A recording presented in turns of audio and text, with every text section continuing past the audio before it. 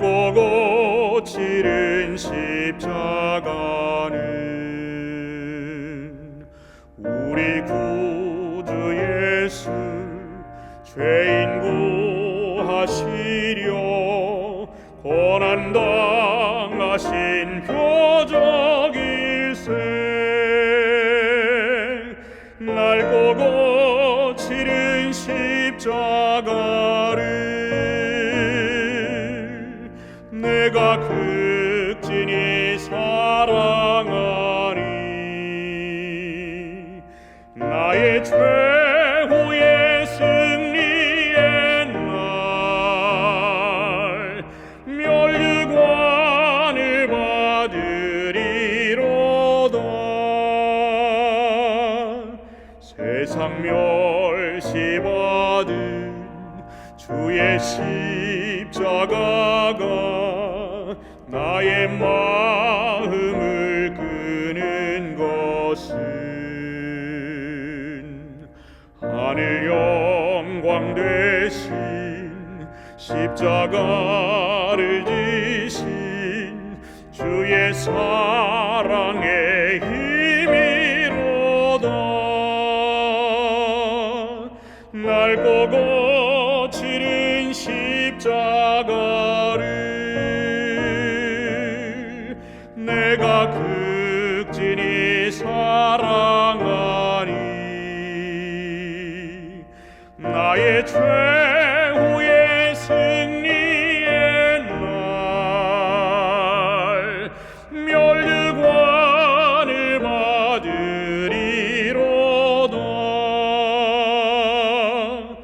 붉은 피로 물든 거친 십자가가 나의 눈앞에 존귀함은 나의 죄를 씻어 성별하시려고 주가 보혈을 흘림일세. 낡고 거칠은 십자가를 내가 극진히 사랑하니 나의 최후의 승리의 날 멸류관을 받으리로다.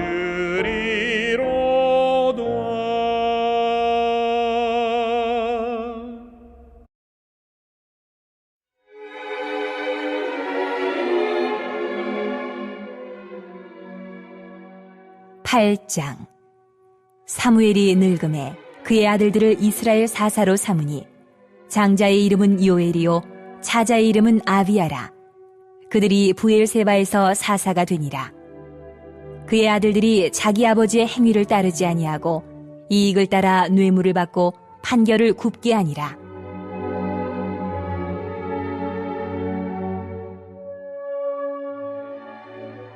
이스라엘 모든 장로가 모여 라마에 있는 사무엘에게 나아가서 그에게 이르되 보소서, 당신은 늙고 당신의 아들들은 당신의 행위를 따르지 아니하니 모든 나라와 같이 우리에게 왕을 세워 우리를 다스리게 하소서. 한지라. 우리에게 왕을 주어 우리를 다스리게 하라 했을 때에 사무엘이 그것을 기뻐하지 아니하여 여호와께 기도하매 여호와께서 사무엘에게 이르시되 백성이 내게 한 말을 다 들으라. 이는 그들이 너를 버림이 아니요 나를 버려 자기들의 왕이 되지 못하게 함이니라. 내가 그들을 애굽에서 인도하여 낸 날부터 오늘까지 그들이 모든 행사로 나를 버리고 다른 신들을 섬김같이 내게도 그리하는도다. 그러므로 그들의 말을 듣되 너는 그들에게 엄히 경고하고 그들을 다스릴 왕의 제도를 가르치라. 하니 백성이 사무엘의 말 듣기를 거절하여 이르되 아니로소이다. 우리도 우리 왕이 있어야 하리니 우리도 다른 나라들 같이 되어 우리의 왕이 우리를 다스리며 우리 앞에 나가서 우리의 싸움을 싸워야 할 것이니이다. 하는지라. 사무엘이 백성의 말을 다 듣고 여호와께 아뢰매 여호와께서 사무엘에게 이르시되 그들의 말을 들어 왕을 세우라. 하시니 사무엘이 이스라엘 사람들에게 이르되 너희는 각기 성읍으로 돌아가라. 하니라. 사랑하는 타코마교회 성도 여러분, 그리고 세계 여러 나라에서 팟빵과 유튜브를 통하여 이 말씀을 청취하는 애청자 여러분, 안녕하십니까? 오늘 또다시 하나님의 귀한 말씀을 가지고 여러분을 만나게 됨을 진심으로 기쁘게 생각합니다. 오늘 주신 하나님의 귀한 말씀을 통하여 혼란하고 어지러운 세상을 살아가는 우리들 모두에게 하나님께서 지혜를 주시고 힘을 주시고 은혜를 주시기를 간절히 바랍니다. 오늘 우리가 함께 살펴볼 하나님의 말씀은 사무엘상 8장 1절부터 22절까지를 본문으로 해서 인생의 위기를 만났을 때에 이런 제목으로 하나님 말씀을 함께 연구를 하겠습니다. 우리가 인생을 살다 보면은 개인적으로, 가정적으로, 그리고 국가적으로 크고 작은 어려움을 경험을 하지요. 누구나 위기를 만날 수 있고 어느 때나 어느 곳에서든지 항상 어려움은 존재합니다. 이 세상에 우리가 사는 날 동안 이러한 어려움과 인생의 위기는 피할 길이 없지요. 그래서 우리는 천국을 그리워하고 하늘을 사모하는 것입니다. 그렇다면 어려움이 항상 있고 위기는 언제나 우리에게 닥쳐온다면 어떻게 그 어려움을 해결하고 위기를 극복해 나갈 것인가 하는 것이 중요하지 않겠습니까? 이스라엘은 한때 우유부단한 엘리와 그의 성경적 표현대로 그의 불량자 아들들 때문에 정치적, 종교적, 군사적으로 총체적 위기를 만난 적이 있습니다.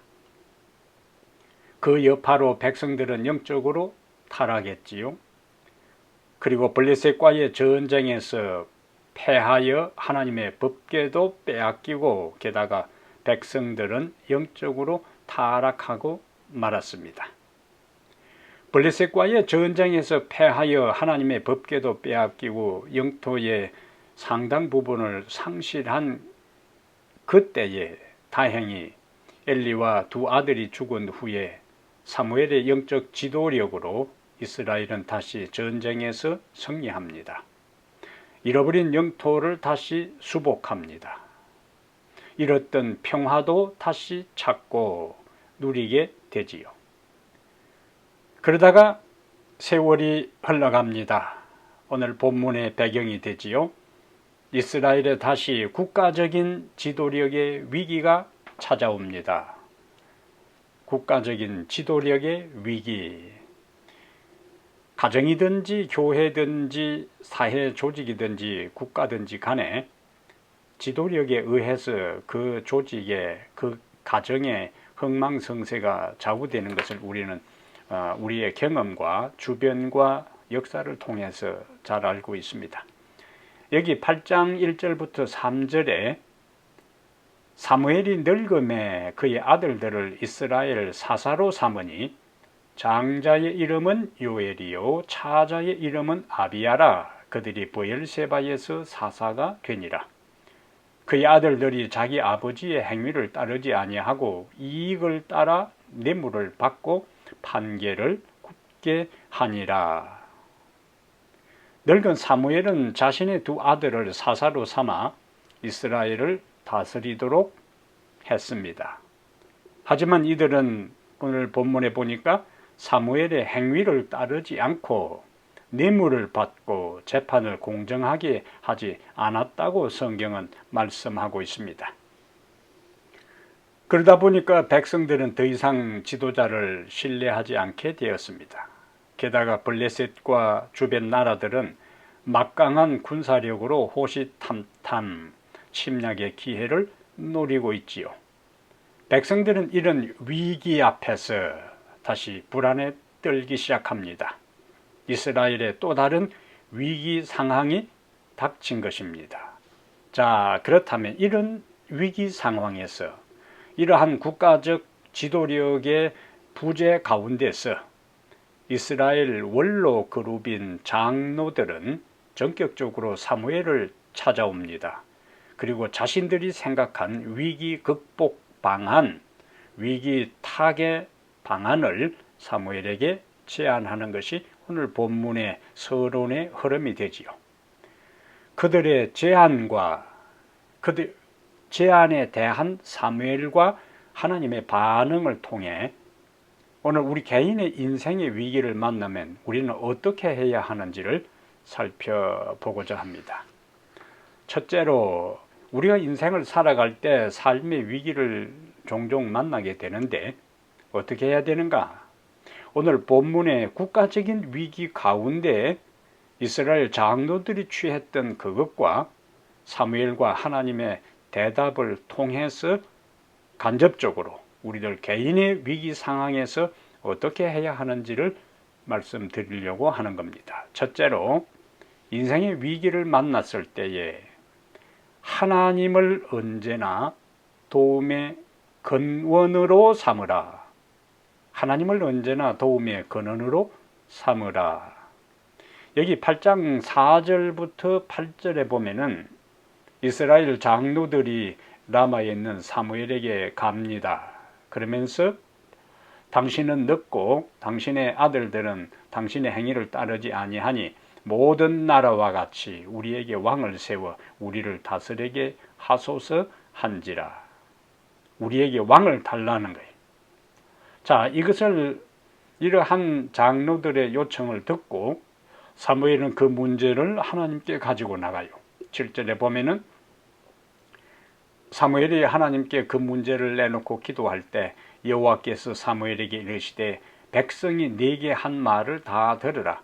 이는 그들이 너를 버림이 아니요 나를 버려 자기들의 왕이 되지 못하게 함이니라. 이스라엘 백성들은 위기를 만났을 때에 인간 왕을 구했어요. 그리고 다시 19절에 보면은 백성이 사무엘의 말 듣기를 거절하여 이르되 아니로소이다. 우리도 우리 왕이 있어야 하리니. 그들은 하나님을 도움의 근원으로 삼지 않고 눈에 보이는 가시적 왕을 세워서 국가가 처해 있는 위기 상황을 돌파하려고 그들이 나름대로 생각을 한 겁니다.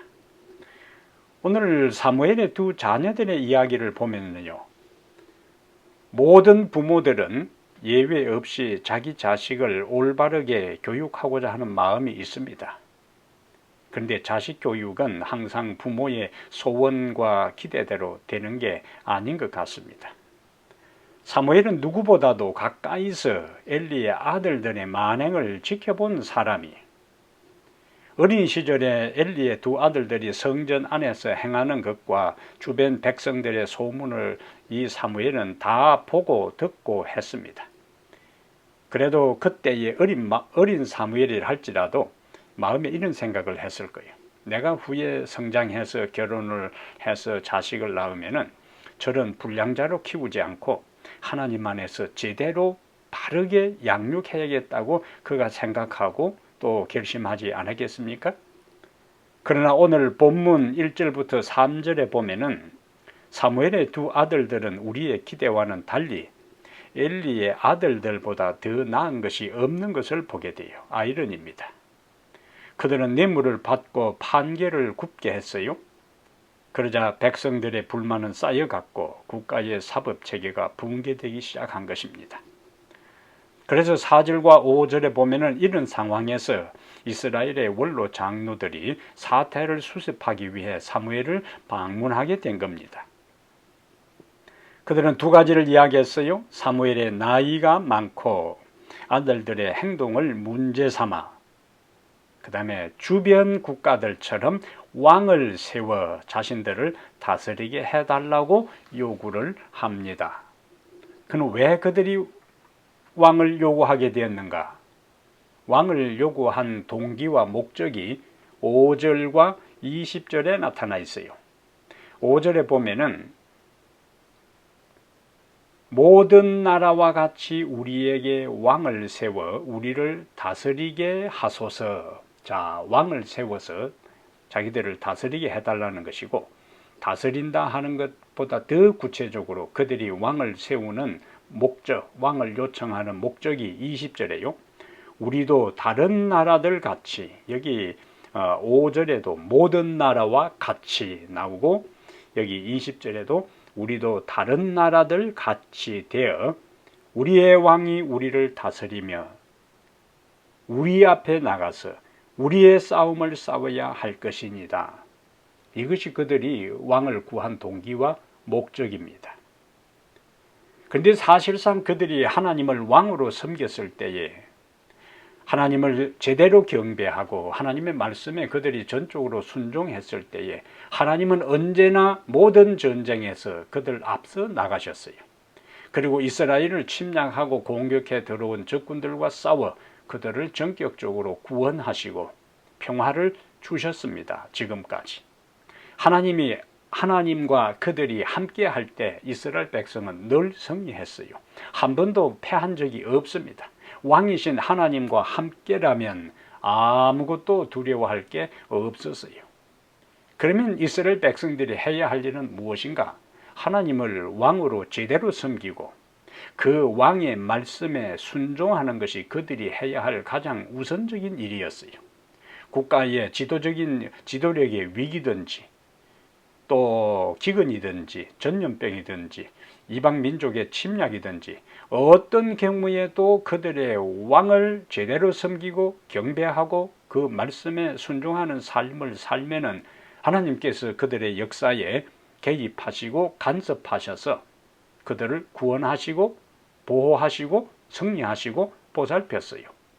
이미 그들은 7장 13절과 14절에 지금 그들이 찾아온 사무엘이 이스라엘 백성들에게 회개하여 돌아오라고 했을 때에 그들이 전적으로 하나님께 돌아왔을 때 하나님께서 어떤 복을 주셨는지를 그들은 지금까지 경험하고 있는 겁니다. 7장 13절에 이에 블레셋 사람들이 굴복하여 다시는 이스라엘 지역 안에 들어오지 못하였으며 여호와의 손이 사무엘이 사는 날 동안에 블레셋 사람을 막으심에 블레셋 사람들이 이스라엘에서 빼앗았던 성읍이 에그론부터 가드까지 이스라엘에게 회복되니 이스라엘 그 사방 지역을 블레셋 사람들의 손에서 도로 찾았고 또 이스라엘과 아모리 사람 사이에 평화가 있었더라. 무엇을 의미합니까?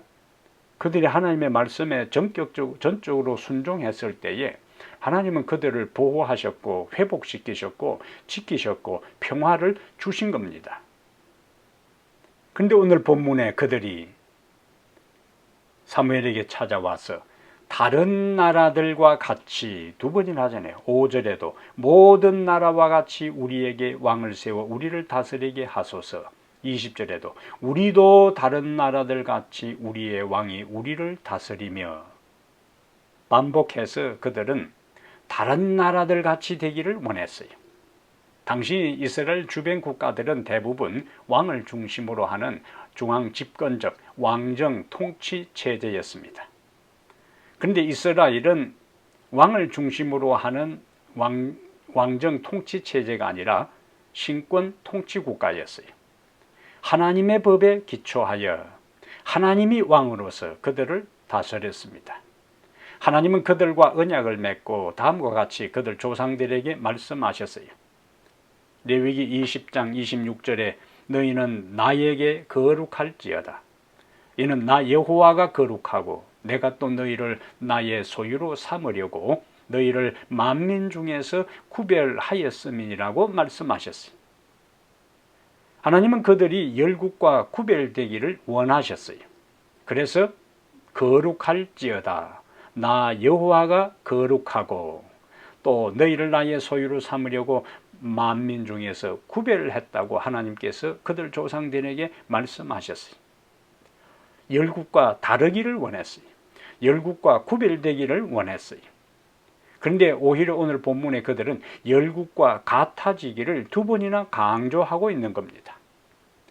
주변 나라와 같은 왕을 구하는 것은 곧 뭘 의미한다고 하나님께서 그 문제를 사무엘이 하나님께 가지고 가서 기도했을 때에 하나님께서 왕을 구하는 그들의 동기를 어떻게 하나님이 이해하고 해석했는가?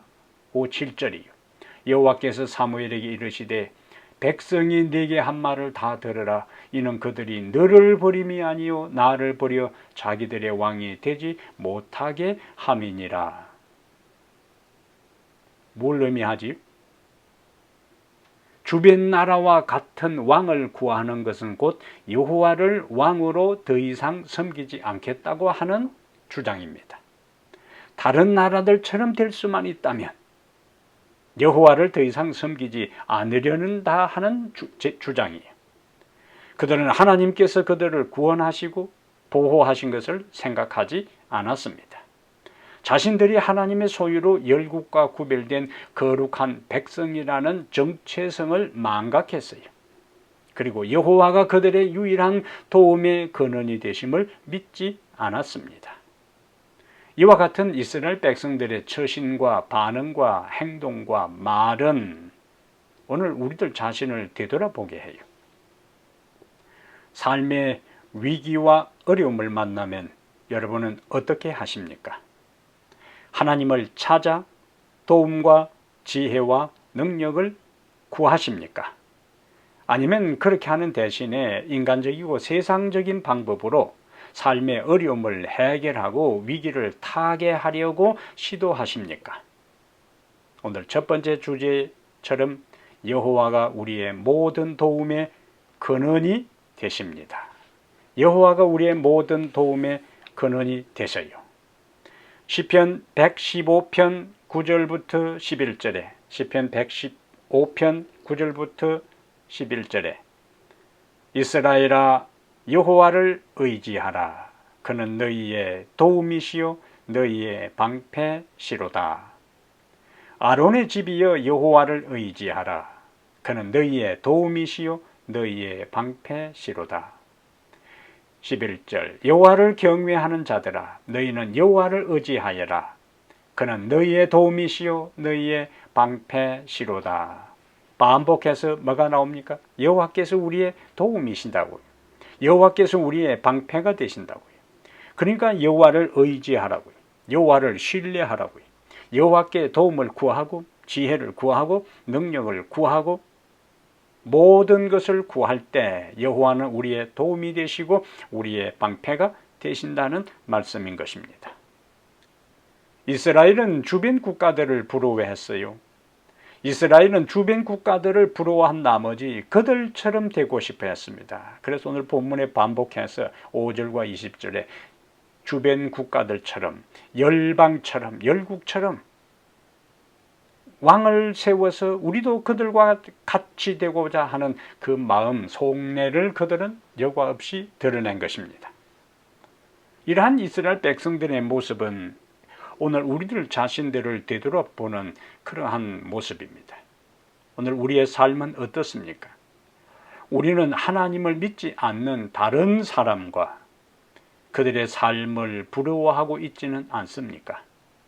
하나님을 믿는 나는 초라한 것 같고 그들은 더 여유있고 풍요로운 삶과 그리고 자신만만하게 사는 것 같기 때문에 내 신앙을 등한히 하고 포기하고서라도 그들처럼 잘 살아보고 여유있게 생활하고 싶은 유혹은 없습니까? 우리는 비록 이 세상에 살아가지만 우리의 소속이 달라요. 이스라엘을 하나님의 소유로 부르신 것처럼 우리의 소속이 다릅니다. 우리의 섬기는 대상이 달라요. 인생에 가는 방향이 다릅니다. 인생이 살아가는 목적이 다릅니다. 그러므로 구별된 거룩한 하나님의 백성답게 자신의 정체성을 상실하지 말고 주변 사람들을 부러워하지 말고 여호와를 우리의 유일한 도움의 근원으로 삼고 살아가게 되기를 바랍니다. 그러면 어떤 위기와 어려움 중에서도 우리의 도움이 되시고 방패가 되시는 그분께서 우리를 도와주시고 우리의 피난처가 되시기 때문에 우리는 위기를 극복하고 넉넉히 승리할 수 있습니다. 두 번째 인생의 위기를 만날 때는 어떻게 해야 하는가? 하나님의 때와 뜻을 기다리라. 하나님의 때와 뜻을 기다리라. 다시 오늘 본문으로 돌아가서요. 이스라엘 백성들은 국가적으로 지도력의 위기를 만났을 때에 하나님의 뜻을 구하지 않았습니다. 하나님의 때를 기다리지 않았습니다. 그들이 인내를 가지고 기다렸더라면 하나님께서는 그들에게 유익되고 하나님의 뜻을 이룰 다윗과 같이 하나님의 마음에 합한 왕을 주셨을 것입니다. 왜냐하면 이미 하나님은 이스라엘이 왕을 구하게 될 것을 미리 아시고 왕을 세울 때에 어떻게 해야 할지를 이미 자세하게 모세를 통해서 말씀을 하셨어요. 신명기 17장 14절부터 20절에 보면은 신명기 17장 14절부터 20절에 보면은 너희에게 왕이 필요하면은 이렇게 하라는 자세한 지침을 이미 말씀을 하신 겁니다. 하지만 그들은 열국과 같은 왕을 구했어요. 열국과 같이 우리에게 왕을 달라고요. 하나님의 뜻에 맞는 왕과 하나님의 때에 따라 왕을 세워달라고 하지 않았습니다. 그들은 하나님의 때에 하나님께서 당신의 뜻에 맞는 왕을 주시기를 기다린 것이 아니라 당장의 왕을 달라고 요구했어요. 5절에는 당신의 행위를 따르지 아니하니 모든 나라와 같이 우리에게 왕을 세워 우리를 다스리게 하소서. 여기는 우리 한글 성경에는 지금 당장이 나오지 않지만은 NIV 영어 성경에는 5절이 now 이렇게 나옵니다. Now appoint a king to lead us.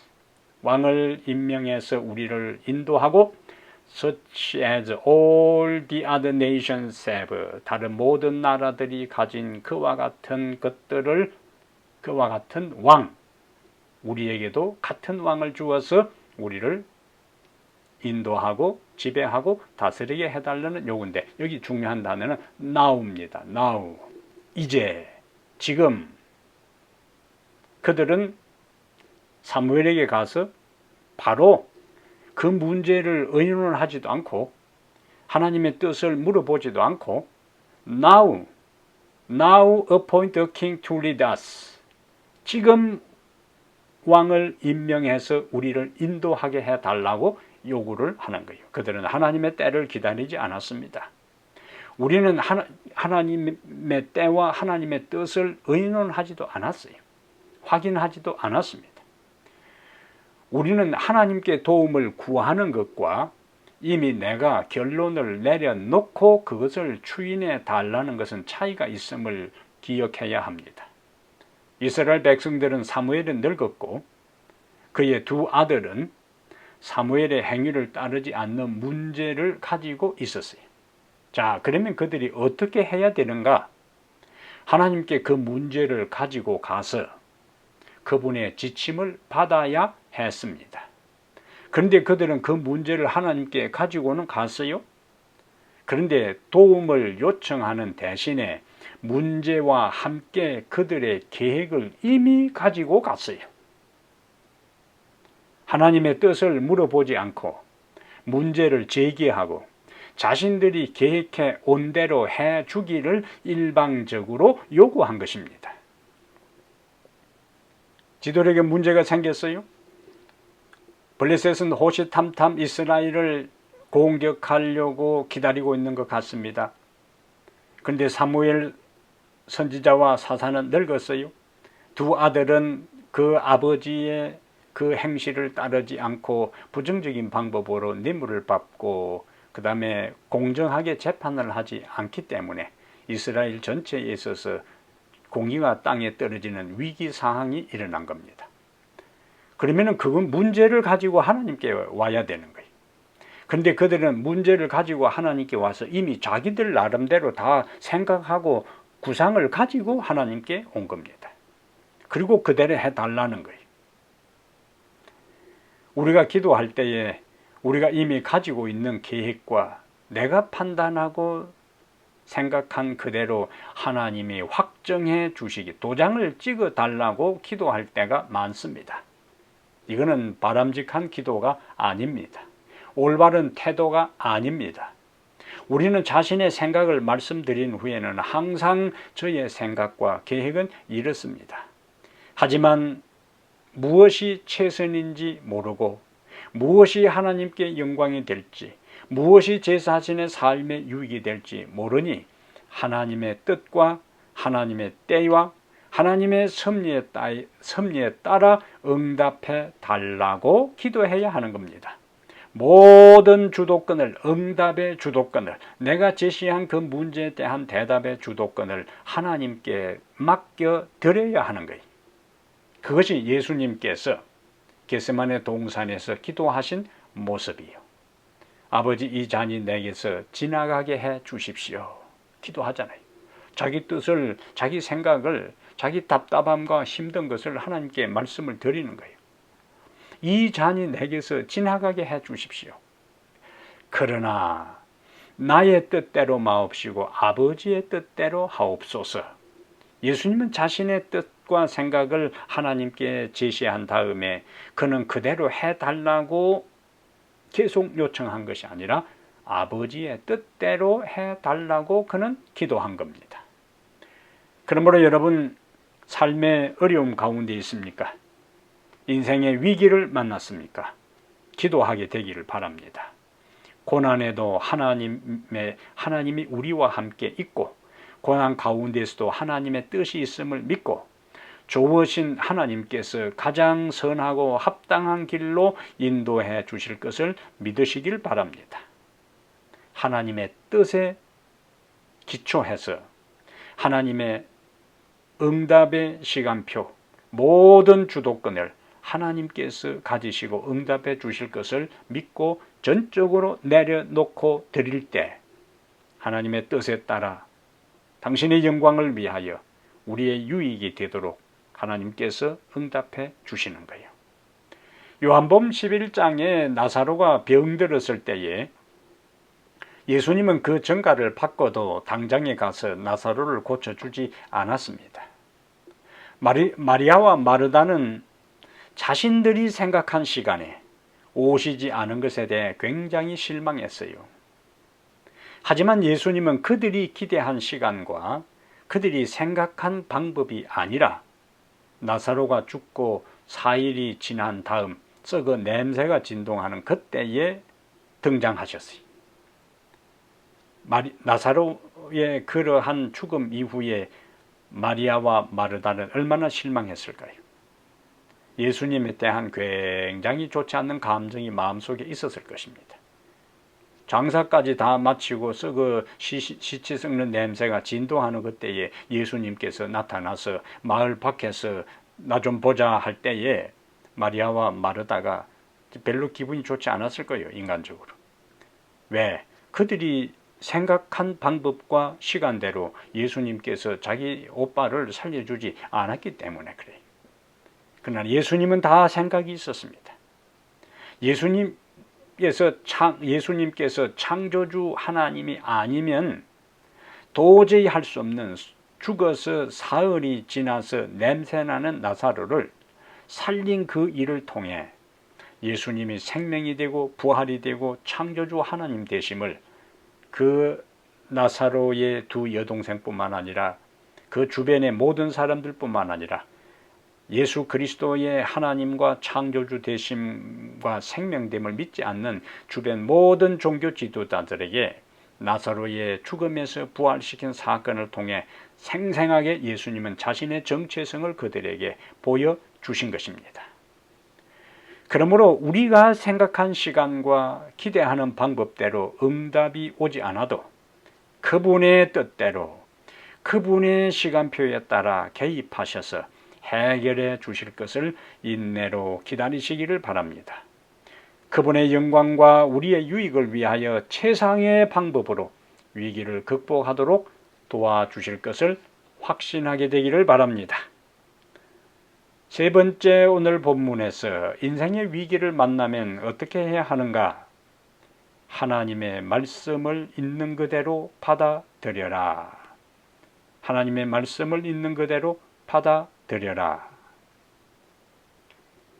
여기 오늘 본문 8장 19절부터 22절에 보면은 자, 선지자 사무엘은 사사이면서 선지자 사무엘은 왕을 세울 때에 어떤 일이 일어날 것인가 하는 것을 다 설명을 했어요. 왕을 세워달라는 백성의 요구에 그들의 소원대로 왕을 그대로 하나님이 허락해서 세우면은 어떤 문제점이 있는지를 하나님은 사무엘을 통해 모두 전하셨어요. 8절부터 18절까지 자세하게 길게 왕이 세워질 때에 어떤 일들이 어떤 백성들에게 문제점이 있고 손해를 볼 것인지에 대한 것을 자세히 설명을 한 거예요. 8장 10절부터 18절이에요. 근데 여기 특정한 단어가 반복되는데요. 사무엘이 반복해서 이스라엘 백성들에게 경고한 핵심이 있는데 그들이 왕을 구하지만은 결국에 왕이 그들에게서 모든 것을 빼앗아가는 존재, 가져가는 존재, 취하여 가는 존재가 될 것이라는 것을 강조하고 있어요. 그래서 여기 10절부터 18절 가운데 6번이나 왕이 백성들로부터 취할 것을 강조했어요. 아들과 딸을 취하여 갈 것이고, 그 다음에 밭과 포도원과 감람원을 취하여 갈 것이고, 곡식과 포도원과 소산의 11조를 또 취하여 갈 것이고, 노비와 아름다운 소년과 나귀들을 또 취하여 갈 것이고, 양떼의 10분의 1을 취하여 갈 것이고, 마침내 어떻게 되는가? 너희들은 그 왕의 종이 될 것이다. 하나님께서 다 그들에게 말씀을 하셨어요. 그러면서 18절에 그날에 너희는, 자, 하나님께서 그들의 요구대로 왕을 허락했을 경우에 왕이 이렇게 백성들 아들과 딸을 취하여 가고 재산을 취하여 가고 노비들을 취하여 가고 세금을 취하여 가고 할 때에 비로소 백성들이 깨닫고 우리가 잘못했구나 하고 이제 그때 18절에 그날에 너희는 너희가 택한 왕으로 말미암아 부르짖되 그날에 여호와께서 너희에게 응답하지 아니하시리라. 심각한 말씀을 하나님께서 마지막 경고를 하신 거예요. 너희들이 지금 나에게 와서 이렇게 계속 요구하는데 일방적으로 너희들이 답까지 가지고 와서 나에게 추인하라고 강조하는 것처럼 보이는데 내가 그것을 허락하고 난 다음에는 너희들이 왕의 종이 되고 어려운 가운데 있으면서 나에게 도움을 달라고 부르짖는다 할지라도 내가 응답하지 않겠다. 이거는 굉장히 심각한 이야기. 성경의 패턴은 인간이 부르짖으면 하나님은 응답하시는 분입니다. 인간은 부르짖고 하나님은 그 부르짖음에 응답하는 거예요. 출애굽기 2장 24절과 출애굽기 14장 10절에는 애굽에 있을 때 이스라엘 백성이 부르짖는 소리를 하나님께서 들으셨어요. 그리고 모세를 그들을 구원하는 사명을 가지고 보내셨어요. 14장 10절에 그들이 홍해가에서 위기 가운데 있을 때 그들이 하나님께 부르짖습니다. 하나님이 간섭하셔서 홍해의 길을 여셨어요. 사사기 3장 9절과 15절에도 이방민족의 침입을 받아서 이스라엘이 공고에 처할 때에 그들은 하나님께 회개하고 부르짖습니다.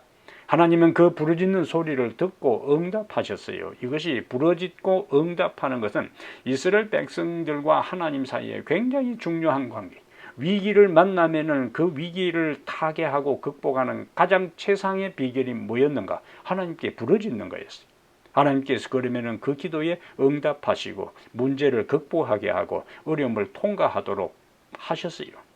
근데 하나님은 그 패턴이 깨지게 한다는 거예요. 너희가 나에게 부르짖 때 나는 너희에게 응답하지 않겠다고요. 그러면은 백성들이 정신을 차려야 되는 거예요. 가장 중요한 하나님께 기도하면은 하나님이 들어주지 않는다고 할 때에 자기들이 얼마나 하나님이 그것을 부담스러워하고 원하지 않는가 하는 것을 백성들은 깨달아야만 했습니다. 그런데 그들은 계속 19절에 보면은 백성이 사무엘의 말 듣기를 거절하여 이르되 아니로소이다. 우리도 우리 왕이 있어야 하리니.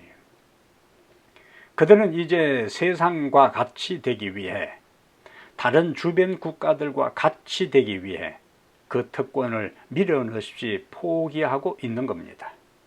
얼마나 두렵고 얼마나 어리석은 선택입니까? 백성들은 사무엘의 설명에 아랑곳하지 않고 자신들의 주장을 계속했어요. 그들의 영적 지도자, 하나님이 세우신 기별자의 권면 듣기를 거절했습니다. 하나님의 말씀을 버리는 것은 하나님을 부인하고 버리는 것과 동일한 것입니다. 그래서 하나님은 훗날 이스라엘 백성의 역사 가운데 예레미야 2장 13절과 예레미야 17장 13절에 하나님을 버린 것을 하나님은 탄식하고 있는 거예요.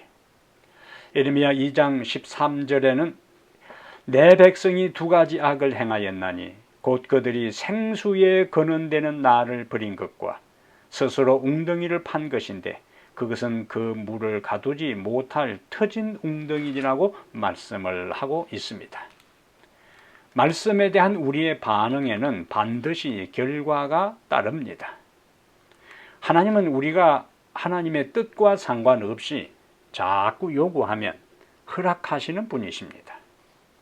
자, 사무엘이 그들에게 왕 제도를 세울 때 문제점인 것을 다 이야기를 했고 하나님께 기도해도 하나님께서 응답하지 않는 심각한 마지막 통고를 했음에도 불구하고 사무엘 말 듣기를 거절하고 우리도 왕이 있어야 할 것이다.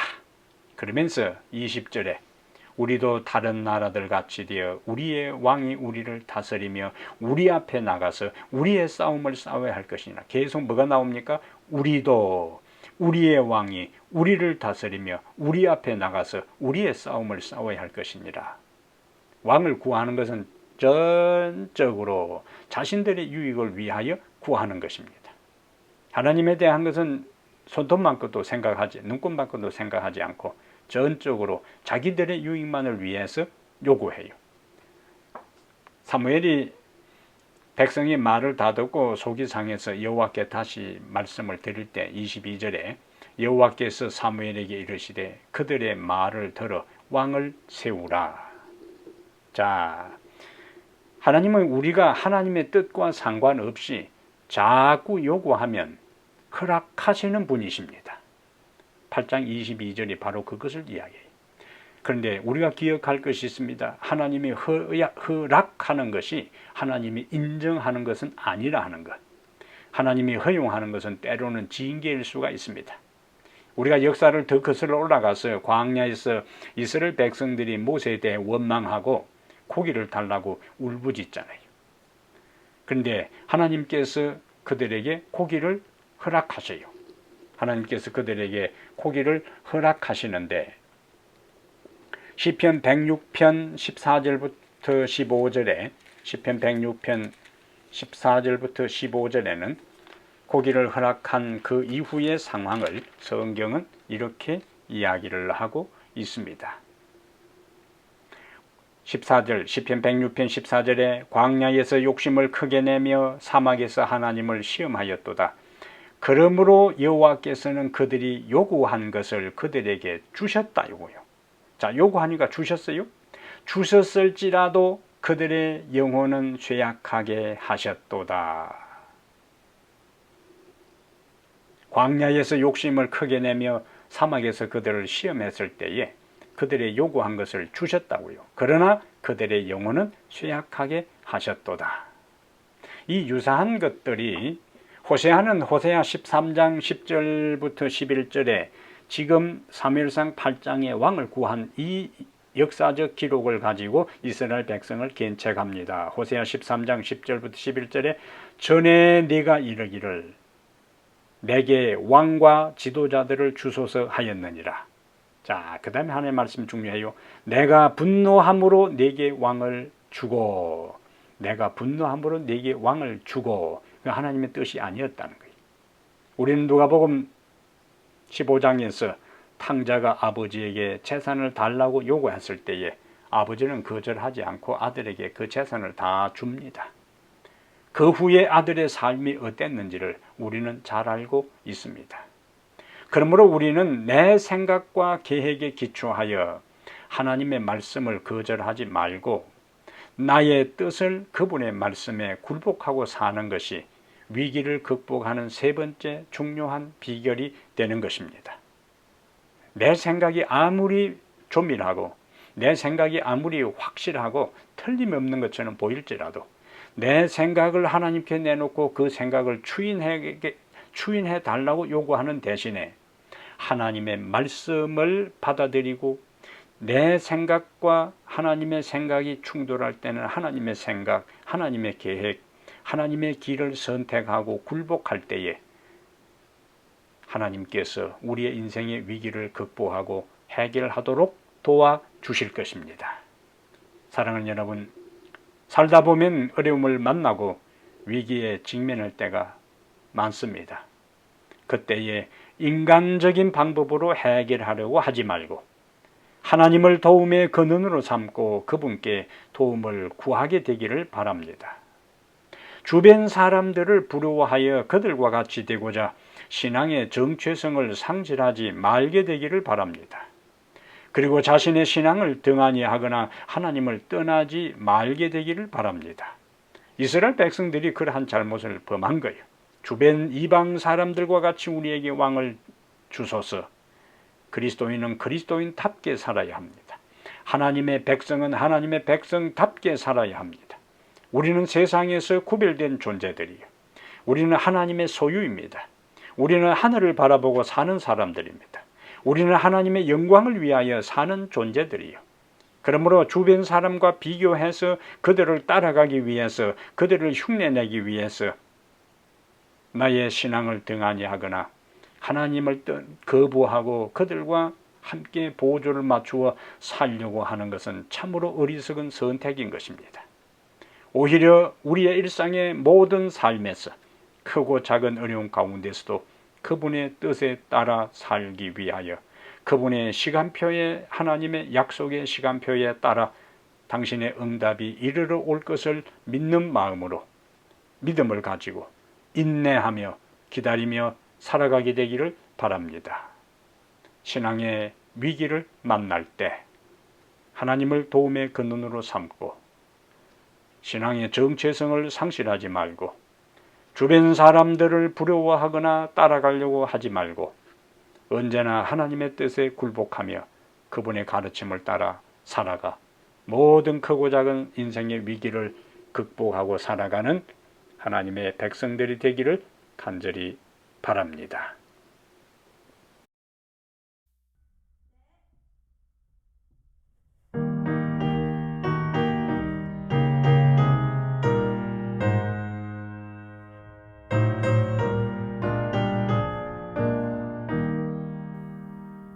거친 세파에서 실패했거든 그 손 못 자국 만져라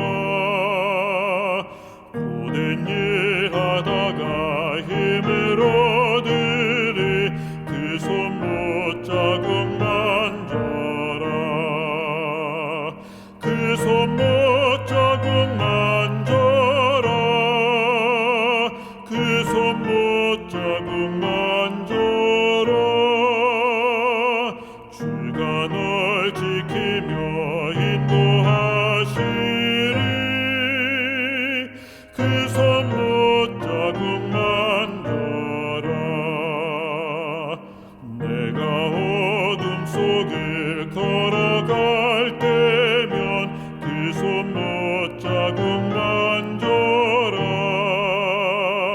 주의 빛 가운데 길을 살리라 그 손 못 자국 만져라 그 손 못 자국 만져라 그 손 못 자국 만져라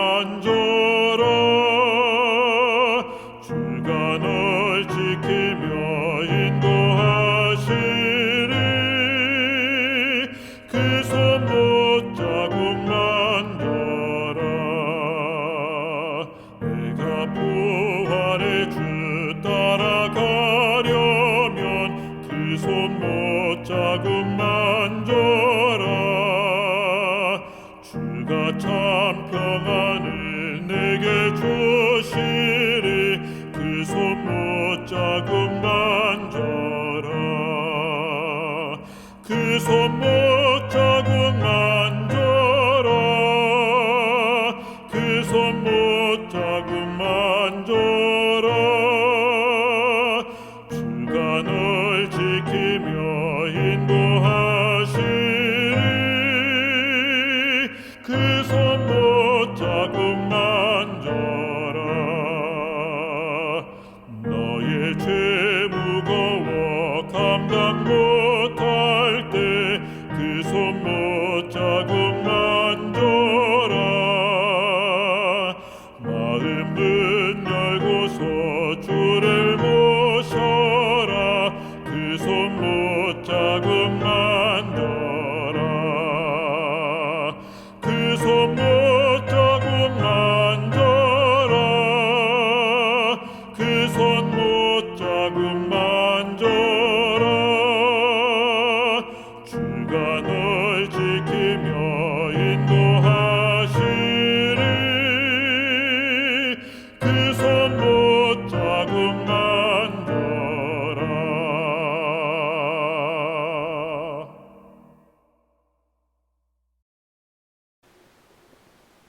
우리 하나님 아버지, 지금까지 우리를 여기까지 인도하신 하나님의 손길과 인도하심과 보호하신 놀라운 사랑을 인하여 감사를 드립니다. 한 번의 위기를 지나고 어려움을 극복했다 해서 우리가 그 모든 것으로부터 자유를 얻는 것이 아니라 또 다른 위기와 어려움을 만날 수가 있습니다. 그때에도 우리는 여전히 이전에 내가 힘들고 어려울 때에 하나님을 찾았던 것처럼 하나님의 시간표와 하나님의 뜻을 구했던 것처럼 여전히 지금도 우리의 인생의 크고 작은 어려움 가운데서 하나님의 시간표와 하나님의 뜻을 구하며 기다리는 자들이 되게 하여 주시옵소서. 세상을 부러워하고 다른 사람을 흉내내기 위하여 그들의 삶을 따라가기 위해 우리의 왕 되신 하나님을 거부하지 않게 하시고 내 신앙을 등한히 하지 않게 하시고 내가 지금까지 옳다고 믿고 가져왔던 신앙적 가치를 포기하지 않게 하시며 더 단단히 붙잡고 하나님을 바라보고 살아가게 해 주시옵소서. 그리하여 우리에게 끊임없이 말씀하시는 하나님의 음성에 노라고 하는 대신에 언제나 긍정적으로 대답하고 하나님의 뜻이, 하나님의 길이, 하나님의 계획이, 하나님의 생각이 전부인 것으로 알고 굴복하며 순종하며 따라가 모든 크고 작은 어려움을 극복하고 마침내 승리자가 되어 하나님께 영광을 돌리는 거룩한 생애가 되게 해 주시옵소서. 우리 주 예수님 이름으로 간절히 기도하옵나이다. 아멘.